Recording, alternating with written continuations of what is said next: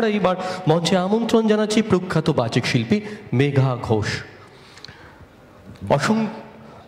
শিল্পীর বড় গুণ হচ্ছে বিনয়, আর সে বিনয় দিয়ে মেঘাদি কিন্তু একদম বিকেল 6টা থেকেই আমাদের সঙ্গে রয়েছেন। আমরা প্রথমেই তাকে বরণ করে নিচ্ছি সৃজনীর পক্ষ থেকে। সৃজনীর সম্মান প্রদান করব আমরা শিল্পীকে। সাথে রয়েছে আমাদের শর্মিষ্ঠাদি এবং অলিভিয়াদি। কবিতা আমার হৃদয়ের চেনা মুখ, কবিতা আমার বিরহ রাতের সখা, কবিতা আমার সংগ্রামী রাইফেল, কবিতা আমার সৃষ্টির সামগান। সৃজনীর এই মহামঞ্চে রবি স্মরণ কবি স্মরণ অনুষ্ঠানে এই মুহূর্তে শিল্পী মেঘা ঘোষ। এরপরেই আমরা ইশিকা সরকার এবং মহিমা বৈদ্যর কবিতার উচ্চারণে মুগ্ধ থাকব। শিল্পী মেঘা ঘোষ।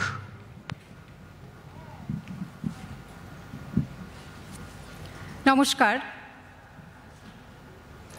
সৃজনী সাংস্কৃতিক সংস্থার রজত জয়ন্তী বর্ষে আমরা এই অনুষ্ঠানে কথায় কবিতায় গানে রবি ঠাকুরকে শ্রদ্ধা জ্ঞাপন করব।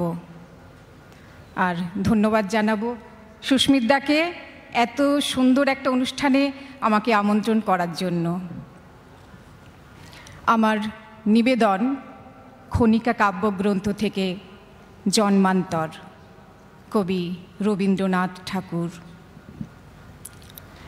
আমি ছেড়েই দিতে রাজি আছি সুসভ্যতার আলো, আমি চাই না হতে নববঙ্গে নবযুগের চালক। আমি নাইবা গেলাম বিলাত, নাইবা পেলাম রাজার খিলাত, যদি কোনো জন্মে পাইরে হতে ব্রজের রাখাল বালক, তবে নিবিয়ে দেব নিজের ঘরে সুসভ্যতার আলোক।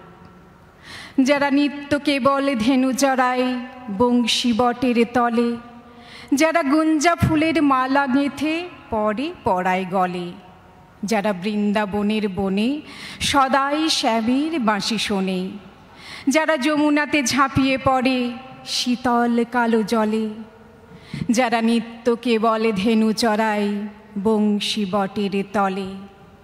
ওরে বিহান হলো জাগরে ভাই, ডাকে পরস্পরে, ওরে ওই যে দধি মন্থধ্বনি উঠল ঘরে ঘরে। হ্যারো মাঠের পথে ধেনু চলে উড়িয়ে গোখুর রেণু, হ্যারো আঙিনাতে ব্রজের বধূ দুগ্ধ দোহন করে। ওরে বিহান হলো জাগরে ভাই, ডাকে পরস্পরে, ওরে সাঙন মেঘের ছায়া পড়ে কালো তমাল মূলে। ওরে এপার ওপার আঁধার হলো কালিন্দির কুলে, ঘাটে গোপাঙ্গনা ডরে কাঁপে খেয়া তরির পরে। হ্যারো কুঞ্জ বনে নাচে ময়ূর কলাপ খানে তুলে, ওরে সাঙন মেঘের ছায়া পড়ে কালো তমাল মূলে। মোরা নবনবীন ফাগুন রাতে নীল নদীর তীরে, কোথা যাব চলি অশোক বনে শিখিপুচ্ছ শিরে। যবে দোলার ফুলরশি দিবে নিপ শাখায় কষি, যবে দক্ষিণ বায়ে বাঁশির ধ্বনি উঠবে আকাশ ঘিরে। মোরা রাখাল মিলে করব মেলা নীল নদীর তীরে। আমি হব না ভাই নববঙ্গে নবযুগের চালক, আমি জ্বালাবো না আধার দেশে সুসভ্যতার আলোক। যদি ননি ছানার গায়ে কোথাও অশোক নেপের ছায়ে, আমি কোনো জন্মে পারি হতে ব্রজের গোপ বালক, তবে চাই না হতে নববঙ্গে নবযুগের চালক।